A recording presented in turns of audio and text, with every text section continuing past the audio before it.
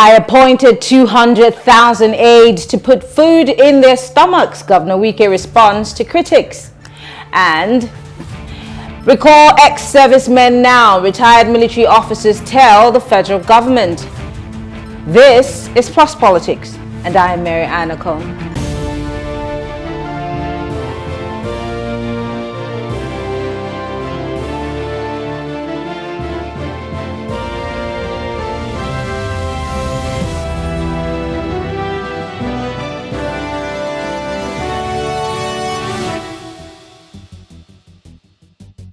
Rivers State Governor Nyesom Wike has defended his appointment of 200,000 special assistants on political units, saying he did that to put food in the stomachs of the appointees. Wike, who responded to criticism from the opposition, the All Progressive Congress, and stakeholders in the state, said the appointments were to fulfill his promise that he would begin to implement his policy of stomach infrastructure and putting money in the pockets of Rivers people. In a statement on Friday, Wike said there was no crime in using Rivers State money to put food on the table of Rivers people. Well, joining us to discuss this and other matters arising in Rivers State, we have Senator Dr. Bennett Birabi. He's a former Minister for Youth and Sports and a former Senator of the Third Republic. It's so good to have you join us, Senator. Thank you very much. Welcome. Great. Let's start by looking at what Governor Wike has said. So many people have frowned upon this move to appoint about 200,000 aides, not for anything else, but for polling units. A couple of other people would say that this is something that should be applauded, supporting Governor Wike on his stomach infrastructure drive. But what's your take on it as someone who's a member of the PDP and an elder statesman? Well, we are now in a country where anything goes and everything can be explained away. I actually think Wike is a very intelligent guy.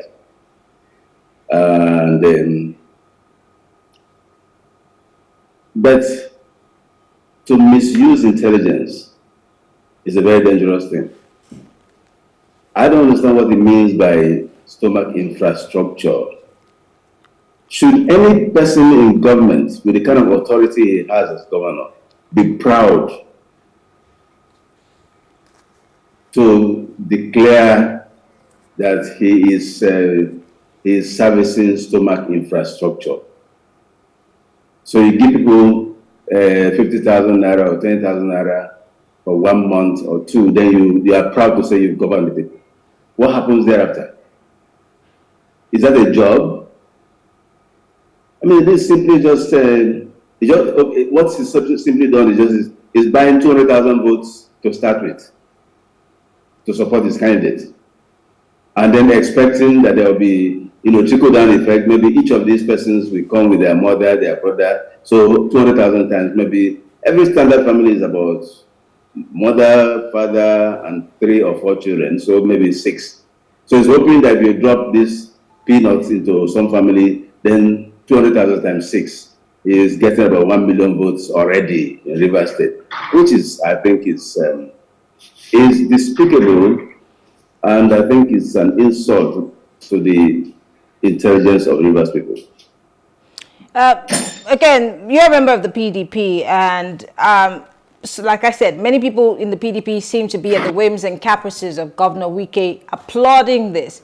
Just like I said at the beginning, the APC is querying this, and you have also alluded to the fact that this might be a form of vote buying. But then the Information Commissioner for Rivers State had come out to say that there is no crime being committed here. Lawfully, the governor has not done anything that is outside of the law. Maybe morally, as you've said, playing on the intelligence of the people. But going forward, knowing that, this might be one of the things that INEC is fighting against, vote buying, what are you as an elder statesman doing in this regard to, maybe speak some sense to the governor? Well, you speak to who you see, or you talk to who is listening. I think it's a bloody waste of time talking to somebody who is not listening or who doesn't even want to hear anything. The Commissioner for Information is doing his work. That's what he's paid to do, to defend anything the government does. So whether it is morally right or immoral, the commissioner will do what he needs to do anyway, what he's paid to do. So whatever the commissioner says is not anything that anybody should take home or should listen to. He's doing what he's paid to do. As for whether he can talk to Wike, what do you tell the man who wants to deliver an election at all costs? There's nothing to tell him. He's doing what he wants, what he needs to do. The people that we need to talk to are the Rivers people. If they think that 2 months' pay of stomach infrastructure will pay their children's school fees through university next year, or give their children jobs after they graduate, or sustain them when they leave the civil service, if they think so, then there's nothing you can do to anybody who is thinking that way. So just like one of the pastors, I forget which one is, or Yedipo or somebody said sometime, that the total number of Nigerians that vote for APC in this coming election will tell you the number of Nigerians that are mad after what we have seen. So in Rivers State, and make no mistakes about it, Wike has done some work in Rivers State that's commendable. His infrastructure development, but governance is not about building roads. People don't sleep on roads. People don't eat roads. Roads don't pay school fees. You need a car to drive on roads. So there's a lot more to governance than building roads. And there has been absence of human governance in Rivers State. There had been total absence.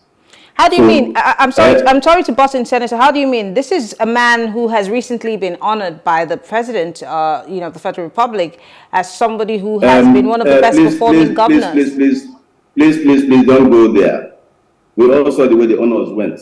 Even the cooks in the president's kitchen all got honored. We know the way the honors went. The national honors now is for, some people say it's for the highest for purchase and all that kind of thing. 1 or 2 people can get national honors deservedly, but we know the way honors went. The president, if you came to Port Harcourt in 2015, before Wike came, and you come to Port Harcourt now, you drive into town. Of course, we want to give him an honor because you can drive to Port Harcourt. The landscape of the major entrance of Port Harcourt has changed. Major roads in Port Harcourt has changed. So no question about some bit of infrastructure development. No question. He did something. But also, the point I quarreled with him for, which of course there was no way of telling him, is that there is that of human capacity development. I tell you something. There was a child I took to hospital, a school child that had, some very bad infantile rickets, and at 10, 11, practically couldn't walk anymore. The legs were almost a cycle. For 3 weeks, the child was on the line for surgery, and they couldn't find a space because there are no doctors in the hospital. The doctor was telling me for the last 7 years, they haven't employed 1 doctor in the so-called teaching hospital. About 18 of the doctors have left the country. I'm talking about the one that concerns me now. I'm a medical doctor in India. And then a lot of the other ones have retired. So 7 years, there's no employment into the civil service, particularly in critical area like medical services. So what are we talking about? What are we talking about? So basically, like I said, we must draw the line. There are 2 sides to every coin. I'm not his friend. He doesn't talk to me. If he sees me on the road, he probably won't greet me. But I must say, he has done some things that you cannot forget the way Port Harcourt was before he came, compared to what Port Harcourt is now. Okay. I must commend that. I'm curious now. Let's talk about, let's do a quick scorecard for Governor Wike, because of course his tenure is grinding to a halt in no time. A lot of people have termed him as Mr. Project, so he's done this, and you've clearly stated that it's mostly infrastructure and roads. But you mentioned something that's very important: healthcare. But then this is also let me call it an epidemic of sorts. I'm using the word loosely here because we're having the same problem across the country. Doctors and nurses are leaving the country, and that's not necessarily just a governor's problem. But yes, healthcare is domiciled in states. When I was a little girl, for every kilometer you walked, you would see a health push, but we don't see those anymore. Can we really lay that blame at the footsteps of governors? Because I mean, primary health care is, of course, under the job description of governors. I don't know what the definition, the line between primary healthcare and secondary and tertiary healthcare. But what I'm saying. Primary healthcare definitely has to do with the local places for in the rural areas and all of those kind of places. Then I'm talking about a center of excellence, so to say, a teaching hospital. I don't want to give statistics I'm not sure of. I'm talking about the one that I experienced just about 2-3 weeks ago. So I'm talking about there was a paper I did some time back about 2-3 months ago. Where I had to give statistics, how many students are supposedly have graduated from River State universities only, not across the country, in the last 7 years, and how many of them have been employed. It's on record. The civil service has not employed one person in the last 7 years. Neither has one person been promoted. And as it turned out, it's just of recent after this crisis that we are talking about paying pensioners. Otherwise, no single person would pay the pension for those who retired.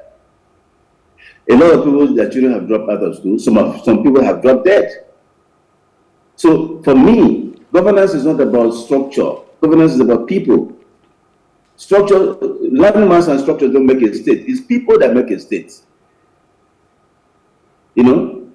That federal government is not doing this or not doing that. That doesn't mean that for somebody like him, who is an indigent here, who knows River State and knows the people, he should. If he was short of funds, it's a different ballgame altogether. He's not short of funds.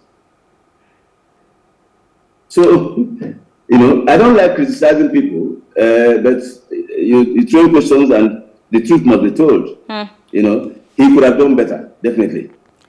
Let's talk about some donations that have been queried by Rivers people. People are saying that Governor Wike has been giving ridiculous donations. Well, the Rivers State Democracy Sustainable Group is an organization in the People's Democratic Party. They're saying that these giveaways by the governor is a bit too much. Now, in time past, we've seen him donate money to even states where they had fires, but we're seeing a lot more of those donations, and people within the PDP are criticizing these monies. But my question is, these monies that the governor is doling out, are they being appropriated by the House of Assembly, or do we have a rubber stamp assembly in River State? Good question. You probably want to know. I don't know. I've not been interested, but I haven't seen anybody who has seen a copy of River State budget in the last 7 years. Really? One copy. It's seen a copy.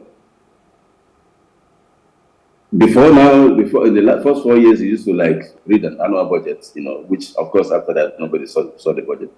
But in the last 2-3 years, I don't think I've seen. I don't even think that the annual budget has been presented to the state. So if you don't see the budget, how do you know if anything was even appropriated by anybody, by any assembly? But that apart, the irony of these donations, the same week that he went to Lagos, of all places, to donate money, that same week they announced that all the students in River State tertiary institutions, if you don't pay fees, you cannot take exams. We have money to donate to states, but we don't have money to give scholarship to our indigents. I went to school completely on scholarship, so it's a different feeling for me. I never paid fees from secondary school through university. So when I see students in university from River State dropping out because they cannot pay fees, or they trip to people's houses, you have to find money to borrow money to give to them to pay fees. I don't know if that's forgivable for a state like River State. I don't know. I don't know. Let me bring you into some party politics, even though you say you've not been in the space for a bit, but I'm sure that you have some idea. The man who's running for the governorship in River State's PDP is, of course, the Accountant General, who's also been wanted by the EFCC a couple of times. Many would have said, many would have looked towards the party chairman at the time, Felix Obwa, to be the one that would have been given the governorship. But we have Sim Fubara there as a man who would be, supposedly, if the PDP wins, taking over from Governor Wike.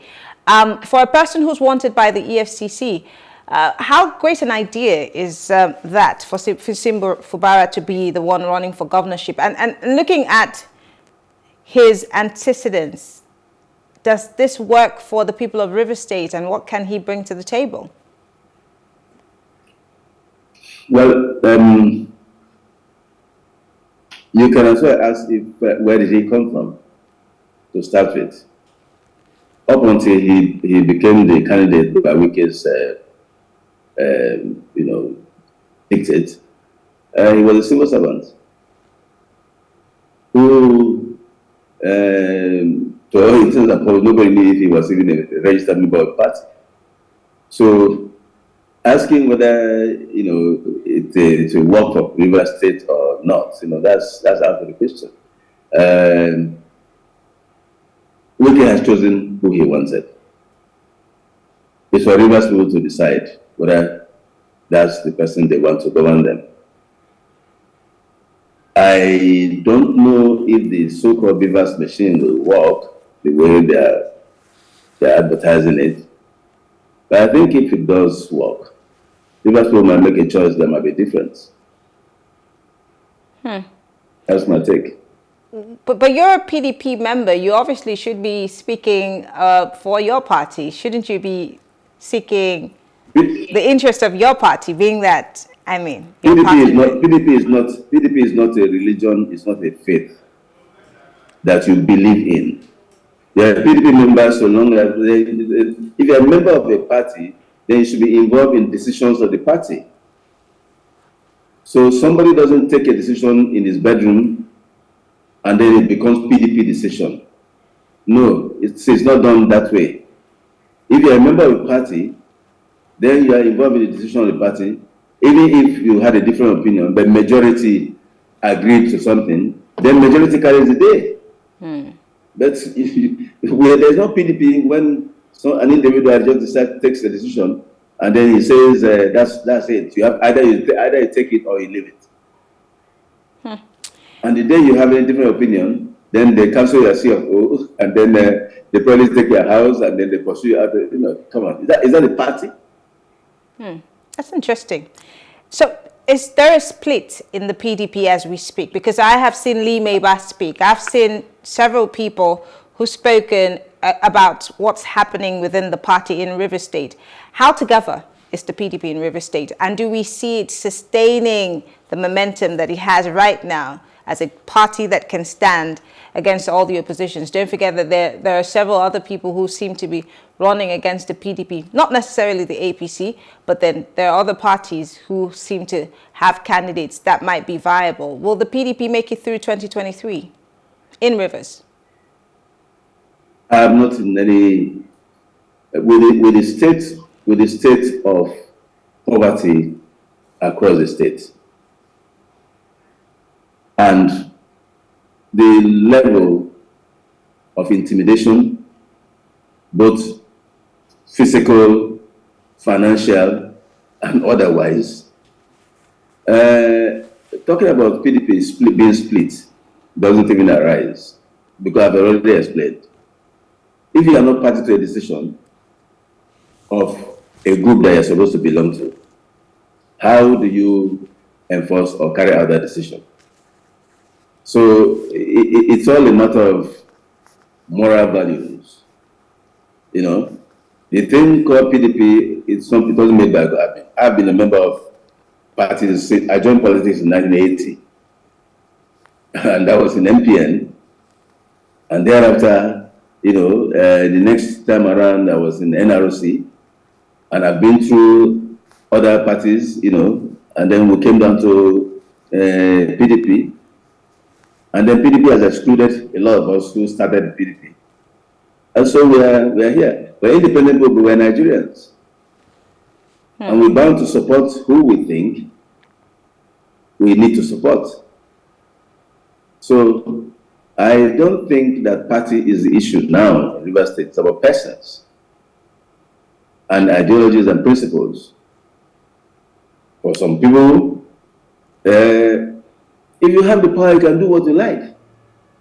It's just that, you can call somebody a slave, but it's left for the person to accept that he's a slave. You can say, I'm stupid. That's your own problem. It's left for me to accept that I'm stupid. So whatever is going on is individual perception and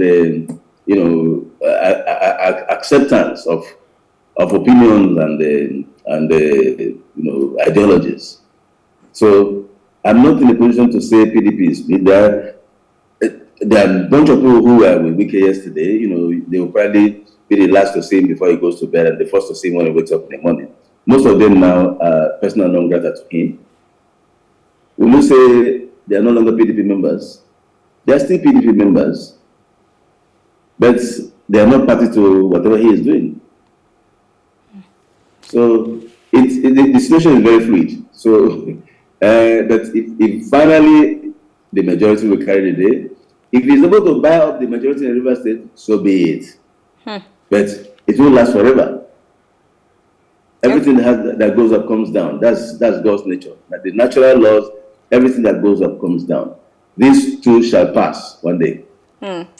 I must ask, forgive me, there's no how we'll have this conversation and I would not bring in the situation between Governor Wike, the presidential candidate, and of course the G5 governors. What's your take on that drama that's been happening? A lot of people think it's a Governor Wike problem. Other people say it's the Southern Caucus pushing for Ayu's removal. I always ask, if Governor Wike were to be the running mate of the presidential candidate of the PDP, will we still have this ongoing battle? There are two sides to every coin. Governor Wike supported Ayu purely on the premise that the presidential candidate was going to come from the South. That, I believe, was the understanding. Wike is not my friend. He doesn't talk to me, so I won't say I'm quoting him. But my understanding is that he supported Ayu as a northern chairman of the party on the premise that the presidency was coming to the South. So if that was the understanding, and then for some reason the situation changed, and now the presidency has come from the North, isn't it logical that they should reverse the positions? If others are so hungry that they cannot stand on what they reached agreement with, the subject on which they agreed, that's their problem. But when it comes to that, I don't think Wike is a problem. The system is a problem. Well, nothing means anything to anybody. So talking about vice president and all of that, in the early days of Wike, when I used to have little snippets of conversation with him, particularly when we meet at public functions, because I've never really had any one-on-one conversation with him as an individual.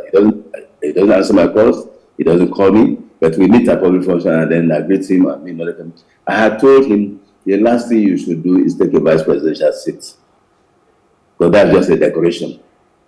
We did it. I said it jokingly, and the way he reacted, I thought it made some sense to me or to him. So I wouldn't be surprised if he would not have even accepted that vice presidential slot. I wouldn't be surprised. So you're saying that the position that Governor Wike has taken in tandem with the G5 governors is you're solidly behind it. You support it because you think that the Southern Caucus deserves, whatever the deal was, they deserve to have been given the opportunity. I'm in total support of him in this line. That's one area that he's doing what, if I were in his shoes, I'll probably do the same. Interesting. Before I let you go, I'm curious. A lot of people would say that people like you, people in your position, were the ones who facilitated Governor Wike becoming the governor of Rivers State. Now, as he's leaving, can you say, looking back, in fact, looking at what's happening right now, what's on the ground, that you made a good choice in having a Governor Wike as the governor of Rivers State? And even as he's leaving, what will posterity remember him for? That is a very very difficult question. I'm not sure. To start with, anyway, anybody can say what they like. I don't think that I contributed in any very special way. I was just in the right place at the right time to do whatever I did for him, which he doesn't acknowledge. But I believe God uses people to do some things for some people.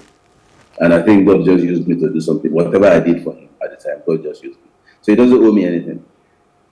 He doesn't owe me anything. And so I'm not basing my assessment on what he has done. But generally speaking, I've told you my feelings about this, the governance or his governance style.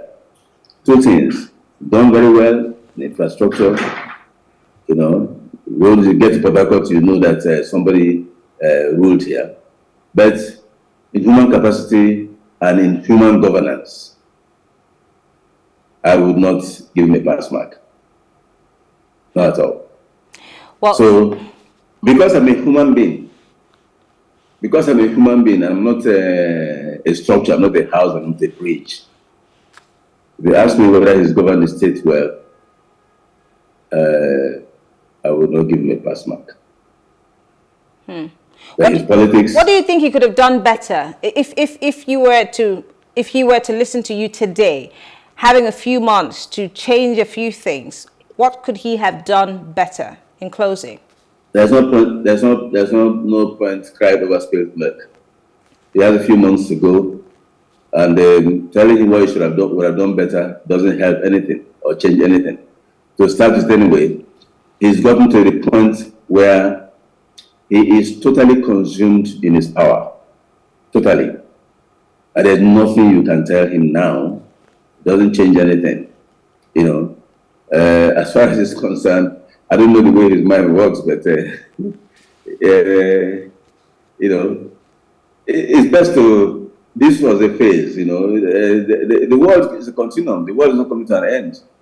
God had promised that the world is not going to come to an end, again. And so this is just a phase. Like I say, the things he's put on ground are there. Nobody can change that. The roads and everything. The ones he couldn't do, maybe somebody else can come and do the things he couldn't do. So I don't think I want to advise on what he would have done. If I was in a position to talk to him, there are things I would have told him, but it's too late and not necessary at this point. Well, it's been a pleasure. Senator Dr. Bennett Birabi is a former Minister of Youth and Sports and a former Senator of the Third Republic here in Nigeria. Thank you so much. Very great conversation. You're welcome, ma'am. All right. Thank you very much. Thank you so much for coming. Thank you all for staying with us. We'll take a short break. When we return, we'll be discussing retired military officers asking the federal government to bring them back to help in the fight against insecurity. Stay with us. We'll be right back.